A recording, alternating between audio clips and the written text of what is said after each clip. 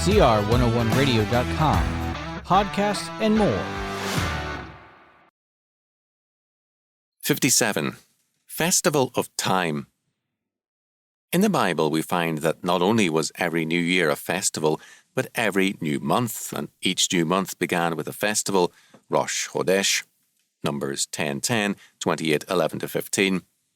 Thus, not only the new year, but every month was a festival and a holy day, Psalm 81:3, Isaiah 1:13. Each of these festivals of time was announced at its beginning by an authority who declared, according to old records, "It is consecrated," meaning that the day was now consecrated. Why this importance to the calendar? One day, after all, is just like another, but everywhere in the world we find new years, new moons, new months regarded as important.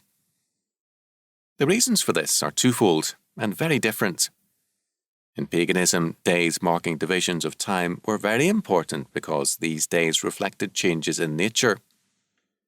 Pagan religions were forms of nature worship, and therefore such days as winter solstice and summer solstice were very important because they marked changes in time, changes in the day and sun. If we worship nature, then we will regard natural events as important. The Hebrew festivals were not geared to nature, but to God. They celebrated time changes in relationship to God. The Passover was their day of salvation. Their thanksgiving celebrated the goodness of God to His people. The new months marked a natural change, but it praised God for His sovereignty, and each new year was numbered in terms of God's creation. The Christian calendar is dated AD, Anno Domini, the year of our Lord Jesus Christ.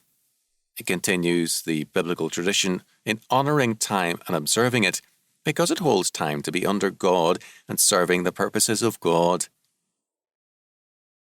The French Revolution tried to abolish the Christian calendar and to date time from the Revolution, because now history was to be under man's control, not God's. The Russian Revolution made a similar attempt, and more than a few dream of a new calendar in terms of man. The Soviet regime and other socialist governments introduced many plans, 5-year plans and the like, whose purpose was to make time in the future an area of state planning and controls. The results of all such planning had been wretched failures. Man is not a god over time, nor a god in any form. Man is not the maker of time, but a creature under God. The Christian can therefore celebrate festivals of time, the new year, the coming of winter, summer, spring or fall, and enjoy the new moon or the new week, because he has the confidence that time is governed by God.